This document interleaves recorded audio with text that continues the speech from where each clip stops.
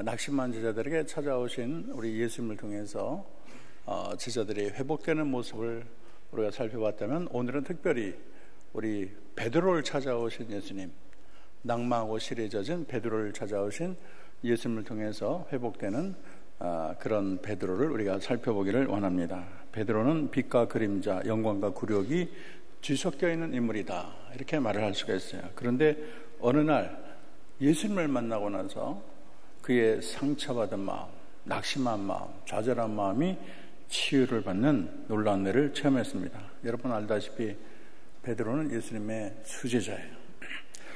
근데 이런 수제자가 인생 최고의 실수를 했어요.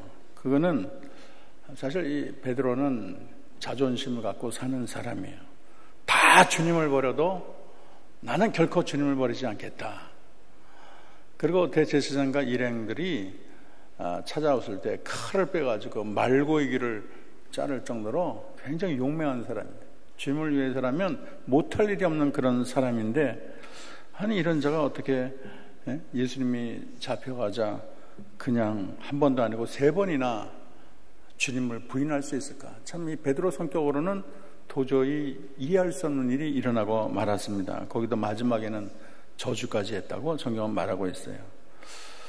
그러니까 자기가 목숨을 걸고 예수님을 지켰어야 하는데 3번까지 부인했으니까, 참 이거는 베드로로서는 내 사전에는 이런 건 있을 수가 없는 일이에요.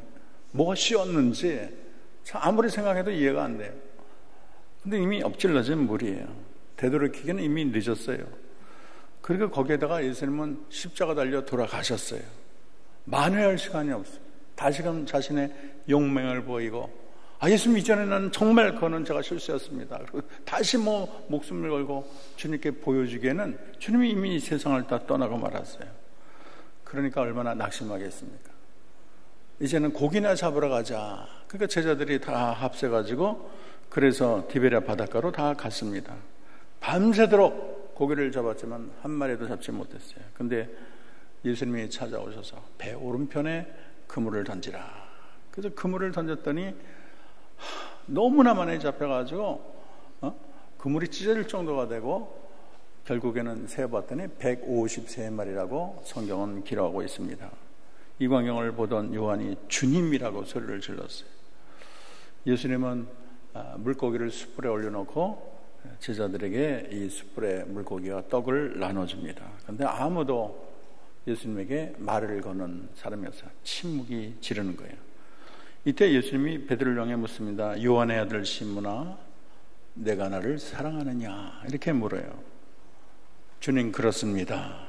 제가 비록 3번이나 주님을 부인했지만 주님 제 마음 아시지요? 저는 정말 주님을 사랑합니다. 이렇게 말하고 싶었을 거예요. 그러나 그렇게 말을 못하고 주께서 모든 것을 아시오니 제가 주님을 사랑하는 나이다. 그랬더니 우리 주님이 내 양을 먹이라, 내 양을 치라, 이렇게 자비로운 말씀을 하셨어요. 저는 오늘 베드로를 찾아오신 주님을 통해서 회복자 되시는 예수님, 또 치료자 되시는 예수님을 저와 여러분이 배우기를 바랍니다. 예수님은 승천하지 않고 이 땅에 40일 동안 이 땅에 거하면서 다른 사역은 하지 않고 주로 실망과 시래에 빠진 제자들을 하나하나 찾아다니며 그들과 식사를 하고 위로하고 용기를 주고 치료하는 사역을 감당했어요. 그래서 21장에 보면 놀라운 기적이 일어나거나 모든 사람을 참 눈을 크게 뜨는 어떤 놀라운 사건이 일어나지는 않고 그냥 주님이 하나하나 찾아다니면서 위로하고 격려하는 사역인데, 그 장이 얼마나 행복한지 몰라요. 사람들의 입가에 미소를 짓게 하고 바라보는 우리로 하여금 참 마음을 환하게 하는 장이 바로 이 요한복음 21장입니다. 요한복음 21장을 통해서 우리가 회복자 되시는 예수님, 치유자 되신 예수님은 과연 어떤 분일까? 어떻게 사람들의 마음을 치유하나를 저와 여러분이 하나씩 살펴보겠습니다. 따라갑시다. 먼저 찾아가셨습니다. 오늘 주님은 디베랴 호수로 찾아갔어요. 이전에는 물고기 잡던 어부를 찾아갈 때 물고기가 그때도 많이 잡혔잖아요. 그때는 환희의 장소, 기적의 장소, 다들 놀랐어요. 그래서 너희는 이제는 물고기를 잡는 어부가 아니고 사람을 잡는 어부가 되겠다. 놀라운 미션을 받았던 그곳이에요. 그런데 그곳이 이제는 철저한 실패의 장소로 바뀌고 말았어요. 물론 물고기를 너무나 못 잡았으니까, 빈배를 가졌으니까 실패의 장소지만은, 무엇보다도 패기 넘치는 이 베드로가 너무 시리에 젖은 모습을 보면 참 이 디베라가 쓸쓸해 보이고 참 마음을 짠하게 하는 뭔가가 있습니다. 근데 그곳에 주님은 어김없이 찾아가셨어요. 근데 인간적으로 보면 예수님이, 내가 예수님이라면 내가 부활하고 나서 가장 만나기 힘든 사람이 베드로일 것 같아. 왜냐하면 기대가 너무 컸는데 기대가 무너졌다네요. 어떻게 보면 믿는 도끼에 발등이 찍힌 게, 적이 무서운 게 아니라 내 사람이 나를 배신할 때, 배신은 당해본 사람이 알아요. 너무 믿었던 사람이 나를 배신할 때 참 그게 얼마나 쓸쓸합니까? 어떤 교회 갔더니 목사님이 은퇴하면서 새로운 목사에게 이런 얘기를 했어요. 이 장로님 조심해. 이 장로님 이런 점이 있어 조심해. 그랬더니 그걸 녹음을 해가지고 나중에 목사님을 몰아낼 때 그걸 썼다는 거예요. 교회를 넘겨줄 때는 가장 믿는 자식 같은 그런 자식 같은 목사에게 줬는데 자기를 배신했어요. 얼마나 그 목사님이 마음이 아팠을까, 참 그런 생각이 들어요. 근데 예수님은 모든 서운함이나 아픔이나 실망이나 상처를 다 등 뒤에 던지고 또 찾아오시는 주님이 되는 것입니다. 우리가 알 것은 이거예요. 주님이 먼저 상처 입은 영혼, 실패한 영혼을 찾아오셨습니다. 우리는 떡하니 상처 입고 실패한 친구가 오기를 내게 찾아와, 그러면 내가 말해줄게, 이게 아니에요. 먼저 상처받은 영혼을 몸소 찾아가는 분이 예수님이셨어요. 낭망하고 쓰러진 그곳에, 상처받아 마음에 피 흘리고 아파하는 그곳에, 눈물을 흘리는 그곳에 예수님은 찾아가셨습니다. 그래서 산마리아에 홀로 외로워하는 우물가 여인도 찾아가고, 그리고 많은 사람들에게 질시를 받고 매국노라고 받는 삭개에게도 주님은 홀로 찾아가셨어요. 잃어버린 한 영혼을 위해서 산과들을 헤매는 분이 우리 주님이시고, 또 베드로처럼 자기 인생이 빈배가 되어서 낙심하고 좌절한 그곳에도 우리 주님은 찾아가시고, 죄악이 관영한 소돔과 고모라도 찾아가시는 분이 우리 하나님이 되시는 것입니다. 두 번째는 따라합시다. 완전한 용서를 가져가셨습니다. 완전한 용서를 가져가셨어요. 제가 얼마 전에 신문을 봤더니 재미있는 사건을 발견했어요. 스마트폰이 깨지잖아요. 그럼 깨지면 이제 그 앞에 비닐이나 다시 막을 딱 덮여야 되는데, 이 사람이 이제 바쁘니까 깨진 이 스마트폰을 계속 갖고 다녔어요. 근데 어느 날 봤더니 손이 퉁퉁 붓는 거야. 그래서 병원에 갔더니 잘라야 된다는 거야. 이제 이거 너무 염증이 생겨서. 그 왜 그런가 그랬더니 스마트폰에 그 유리가 다 박혀가지고 그 염증이 생겨가지고 자를 위기가 있다는 거예요. 그래도 의사가 어떻게든 살리든 최선을 다해서 그 유리 조각을 다 뽑아내고 항생제를 발라서 결국은 이 손이 낫게 됐습니다. 저는 마찬가지라고 생각해요. 우리가 인생을 살다 보면 우리가 매서운 말, 무례한 말, 경우가 없는 말, 또 사람들에게 우리가 말로 상처를 주고 행위로 상처를 주고 얼마나 많습니까? 이런 것들이 파편화되어서 사람 심령에 자꾸 박히는 거예요. 이게 서운한 거예요. 사람의 관계 때문에 얼마나 많은 사람이 힘들어합니까? 참 옛날에 그 상처들이 없어지지 않고 계속 마음속에 이 상처가 더덕더덕 남아있는 거예요. 그리고 그것이 유리조각처럼 박혀가지고 염증이 깊어지는 거예요. 그래서 이제 부부싸움 하는 거 보면은 어떤 사람은 10년 전 것까지 꺼내가지고 당신이 10년 전에, 이 사람은 또 부인은 20년 전에, 나중에는 신혼여행까지 들먹거리면서 싸우는 장면도 제가 봤습니다. 다들 이 상처가 많아요. 이 상처가 먼 데에 있는 사람한테 꼭 상처받는 게 아니에요. 가장 가까운 사람이 나를 상처 줄 때가 많아요. 내 아내, 내 남편, 내 자녀, 내 시부모, 내 부모님, 또 가까운 친구로 때문에 상처를 받는 경우가 있습니다. 여러분, 이럴 때는 우리가 용서의 핀세트로 유리 파편을 다 빼내야 될 줄로 믿습니다. 우리 하나님은 어떤 과거도 깨끗하게 용서하시는 하나님인데, 조금만 용서하는 분이 아니고 우리 주님은 완전히 용서하시는 하나님이세요. 아무리 시커먼 죄라도 눈과 같이 희게 하시는 분이 우리 주님이십니다. 그래서 시편 103편 12절을 보면 동이 서에서 먼 것 같이 우리 죄가를 우리에서 멀리 옮기셨도다, 그렇게 말을 했어요. 주님은 베드로에게 너 왜 그때 모른다고 나를 했니? 다른 제자는 몰라도 어떻게 네가 그럴 수 있냐 따지지 않았어요. 다 버려둔 나는 버리지 않겠다고 호통칠 때는 아니고, 그래 스승이 위기에 처하니까 매정하게 나를 버릴 수가 있냐 이렇게 쏘아붙이지 않았어요. 우리 주님은 말없이 용서하셔. 침묵을 지키면서, 떡을 떼면서, 음식을 나누면서 용서하시는 분이 우리 하나님이 되는 것입니다. 주님은 숯불 위에 생선을 구워 조반을 직접 마련하십니다. 그래서 이거를 다 준비해 주셨어요. 아침 식사를 준비한 거예요. 참 얼마나 감사한 거예요. 주님이 차리신 식탁을 먹을 때 얼마나 마음이 훈훈하겠습니까?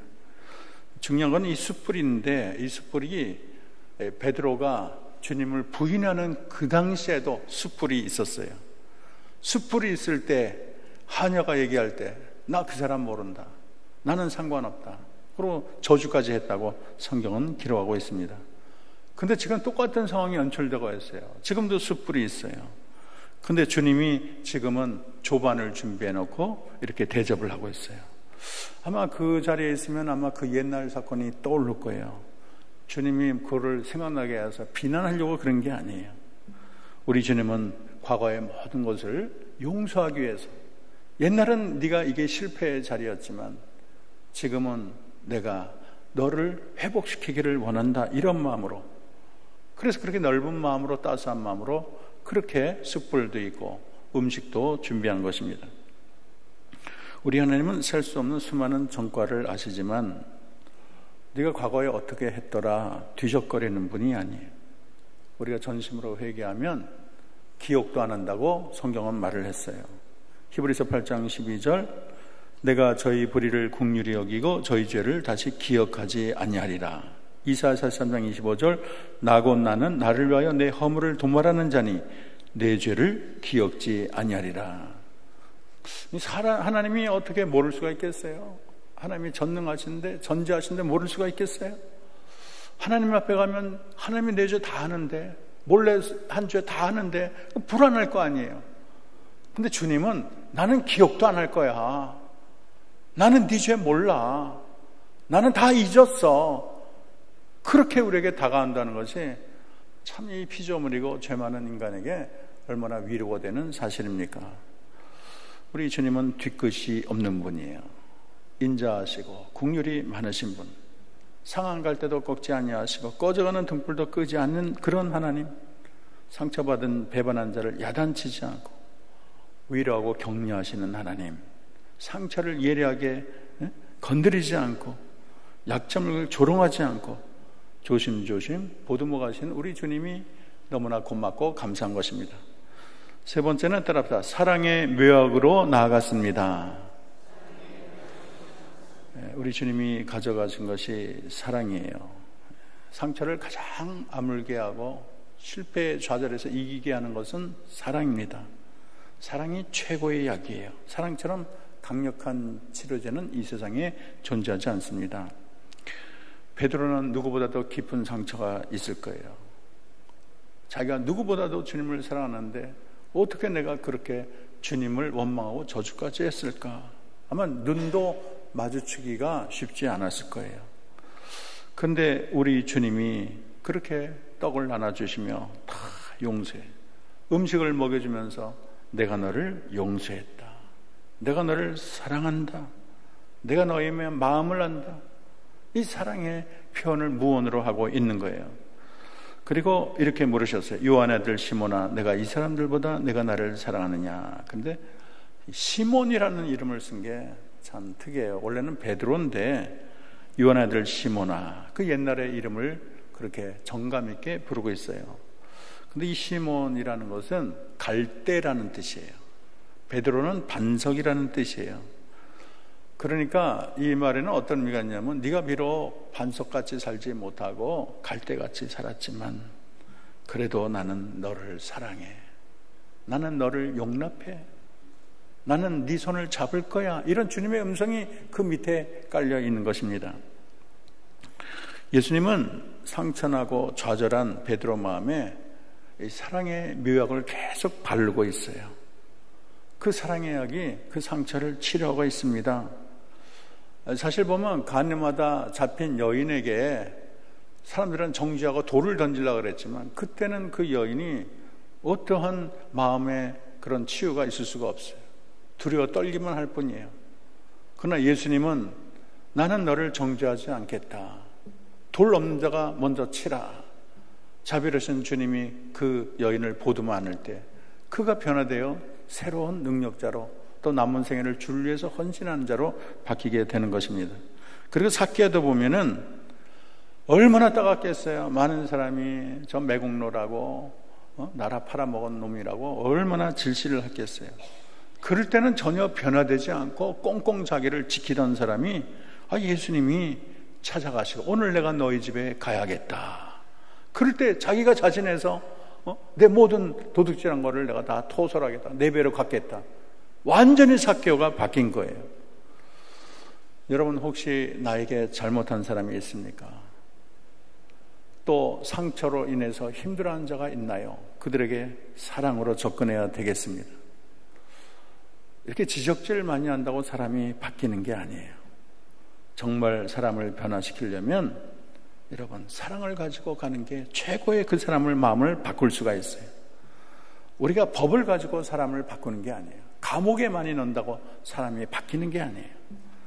사랑만이 사람 마음에 상처난 마음을 다 덮을 수가 있고, 사랑만이 갈라진 금을 다 채울 수 있고, 사랑만이 이 세상을 향기롭고 아름답게 하고 모든 인간관계를 향기롭고 훈훈하게 만드는 것입니다.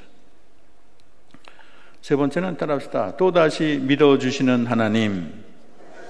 네, 또다시 믿어주신 하나님. 사랑의 묘약 못지않게 중요한 게 믿어주는 게 중요합니다. 따라하지. 믿어주자. 사람은 믿어줄 때 힘이 나고 능력이 나타납니다. 너는 글러먹었어. 너는 틀렸어. 너 같은 게 커서 모르겠냐. 너는 싹시 노랗다. 이렇게 자꾸 부정적인 말을 자꾸 집어넣으면 진짜 그렇게 돼요. 그렇게 글러먹게 되고 그렇게 망하게 돼요. 근데 여러분, 끝까지 자존감을 세워주세요. 그럼에도 불구하고 너는 할 수 있어. 세상이 다 안 믿어도 나는 너를 믿어. 너는 결국 잘 될 거야. 너는 정말로 훌륭하고 멋진 사람이 될 거야. 그러면 자기도 모르게 이 자존감이 생겨나서 그 말대로 역사와 기적이 나타나게 되는 것입니다. 예수님은 베드로에게 3번이나 네가 나를 사랑하느냐 그렇게 물었어요. 근데 이 바울이 아니 주님 그걸 말이라고 하십니까? 내 마음 아시잖아요. 어떻게 내 마음을 모르고 그렇게 물으세요? 그럴 입장이 아니에요. 얼마나 겸손했습니까? 주여, 주께서 내가 사랑할 줄 주께서 아시나이다. 아주 겸손해지고 그 심령이 굉장히 부드러워졌어요. 어떻게 예수님이라면 야, 그 말을 내가 믿으라는 거냐? 너 3번이나 나를 부인했는데 아이고 네가 지금 그렇게 말을 한다고 그게 믿어지겠어? 예수님 그렇게 조롱적으로 대답하지 않았어요. 무슨 낯짝으로 네가 그런 말을 하느냐? 벼룩도 낯짝 있지 않느냐? 그런 표정이나 그런 말로 주님이 말한 게 아니에요. 예수님은 이 베드로의 사랑의 고백을 그대로 받아줬어요. 토달지 않고 그 베드로의 그 고백을 맞아. 나는 네 마음 믿어. 네가 나 사랑한 건 나 알아. 그걸 받아줬어요. 그리고선 내 양을 치라. 내 양을 먹이라 그랬어요. 무슨 말이에요? 내 양을 먹이라 치라는 것은 베드로의 사랑의 고백을 의심치 않고 받아들인다는 거 아니겠어요? 이 믿어주는 게 중요하고 믿어주는 게 인생을 살 힘을 얻게 하는 것입니다. 여러분, 자녀를 100번 믿어주세요. 믿어주는 게 위대한 힘을 발휘합니다. 여러분 동료를, 여러분의 가족을 여러분 믿어주세요. 그리고 사랑하는 내 남편, 내 아내, 세상은 다 멸시하고 손가락질해도 여러분 끝까지 신뢰를 잊지 말아주세요. 나를 믿어준 그 사랑이 얼마나 대단하고 얼마나 고맙습니까? 우리가 섬기는 하나님은 그렇게 많이 속으셨지만 또 믿어주시는 하나님이세요. 하나님이 나 너 못 믿어, 이제는 너 글렀어, 이렇게 되면 누가 하나님 앞에 떳떳이 서고 주의 전에 나오고 주님을 찬양하고 예배하겠습니까? 우리 하나님, 우리가 진토임을 아시고 우리 연약함을 다 받아주시는 하나님. 그래서 아까 말한 것처럼 상한 갈 때도 꺾지 아니하시고 꺼져가는 등불도 끄지 아니하시는 자비로운 하나님이 되는 것입니다. 그래서 우리가 글렀다고 자포자기해서는 안 되겠어요. 하나님이 우리가 처음부터 완벽하기 때문에 쓰는 건 절대 아니에요. 성경의 위인들은 다 부족함이 많아요. 흠이 많아요. 다 실패할 수 있는 존재예요. 다 흙으로 만들어졌어요. 성경은 인간을 그렇게 미워하지도 않아요. 미워하지 않고 있는 그대로 다 나타내요. 다윗을 보세요. 그렇게 성군이고 모든 사람이 최고의 왕으로 하지만 그는 간음죄를 짓고 또 살인을 했어요. 그 살인도 굉장히 지능적인 죄예요. 적진에 깊이 들어가서 죽게 해라. 얼마나 참 지능적이고 무섭습니까? 자기의 죽였다는 것을 아무도 모르게 내가 죽인 건 어때? 난 적진에 가서 싸워서 죽으니까 죽은 것이다. 아주 그냥 질이 나쁜 그런 죄예요. 그런 것까지 성경은 다 기록하고 있어요. 그럼에도 불구하고 하나님은 포기하지 않고 회개할 때, 하나님 내가 잘못했습니다. 다시는 안 그러겠습니다.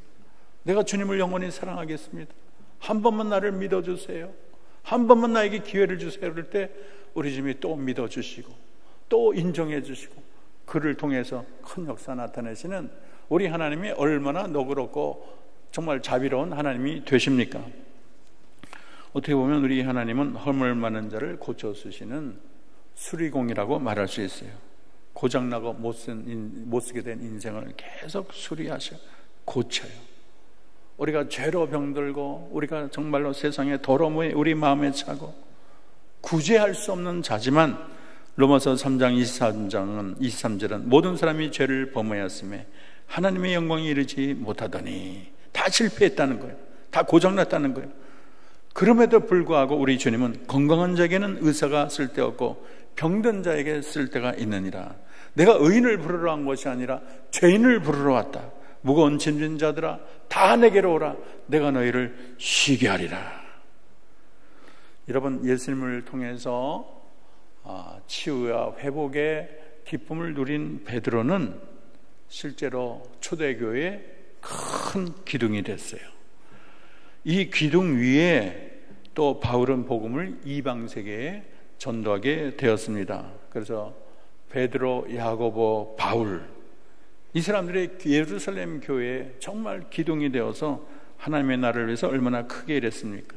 베드로는 또 베드로 전후서를 기록을 해서 성경의 저자가 됩니다.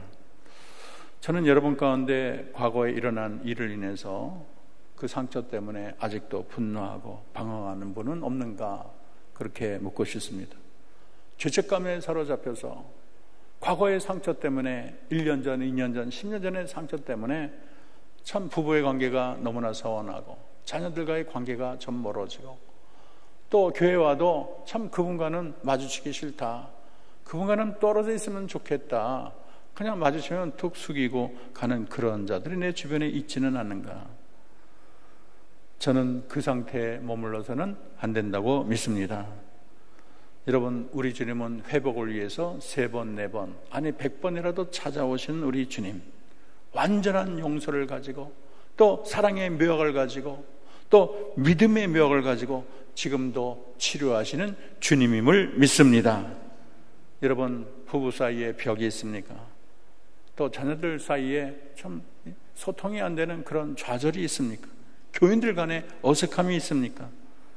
이 세상에 완벽한 자는 아무도 없어요. 다 누구나 상처를 주기도 하고 상처를 받기도 하는 것입니다. 여러분, 그 상처가 힘들 때 내 마음이 너무 낙심되고 좌절될 때 여러분 위대한 치료자 되시고 회복자 되시는 주님을 부르시기를 바랍니다. 주님, 저는 주님이 필요해요. 이 상처를 회복시킬 자는 이 세상에 아무도 없어요. 사람이 이 마음을 회복시키지 못해요. 주님이 오셔서 내 마음의 상처를 회복시켜 주시옵소서. 주님이여 내 마음에 오시옵소서. 나의 모든 허물을 용서해 주옵소서. 사랑으로 믿음으로 내 마음의 모든 상처를 정결하게 하옵소서. 기도해야 될 줄로 믿습니다.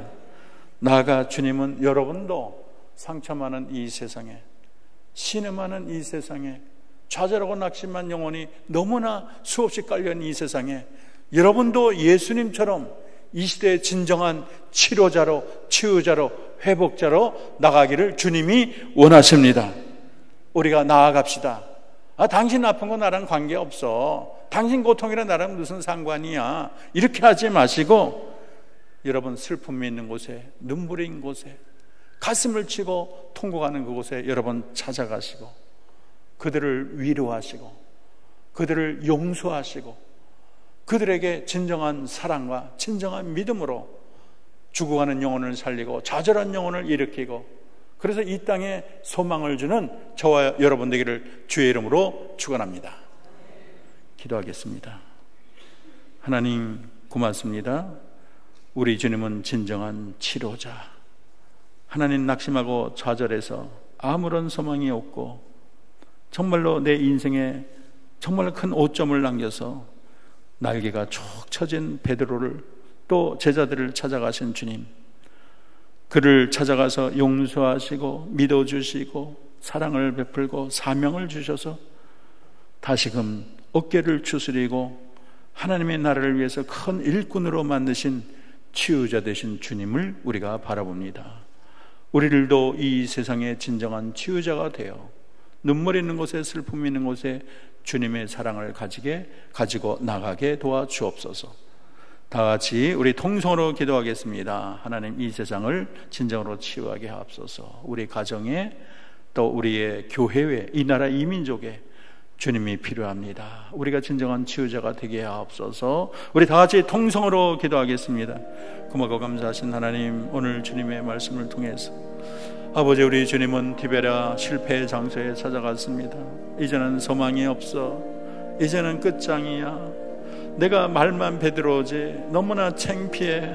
내 인생이 수치스러워. 하나님, 낙심한 그곳, 좌절한 그곳, 절망의 그곳 우리 주님이 찾아가셔서 제자들을 일으키고 제자들에게 소망을 주고 상처난 것을 어루만져주며 그 마음을 하나님 용서한다. 나는 너를 용서해. 나는 네 모든 죄를 다 용서했어. 나는 너를 사랑해. 나는 너를 정말 믿어. 하나님의 온전한 치유, 우리 주님의 치유 때문에 아버지, 좌절하고 낙심하고 상처투성인 베드로가 살아나고 제자들이 살아나고 아버지, 죽었던 영혼들이 일어나고 무너졌던 교회가 생겨나고 놀라운 기적이 일어났습니다. 아버지 하나님, 우리들도 주님이 필요합니다. 우리들도 상처가 많아요. 하나님, 부부 사이에 벽이 많아요. 자녀들과의 벽이 많아요. 하나님, 교회와도 여러 사람과 벽이 많아요. 상처가 많아요. 주님 오셔서 우리 가정을 치유해 주시고 우리 교회를 치유해 주시고 우리 나라를 치유해 주시옵소서. 우리 나라를 보세요. 원망과 비난과 두 편으로 쫙 갈라져서 얼마나 서로를 공박합니까? 하나님, 사랑이 사라진 이 땅에 주님이 치유자로 오셔서 고쳐주시고 새롭게 하시고 은혜를 베풀어 주옵소서. 주님의 치유로 우리 가정을, 이 땅을 하나님 덮어 주시옵소서. 우리들도 이 세상의 진정한 치유자로 살게 하옵소서. 주님의 사랑을 가지고 나가게 하시고 주님의 용서를 가지고 나가게 하시고 정말로 확실한 믿음을 가지고 나가게 도와주옵소서.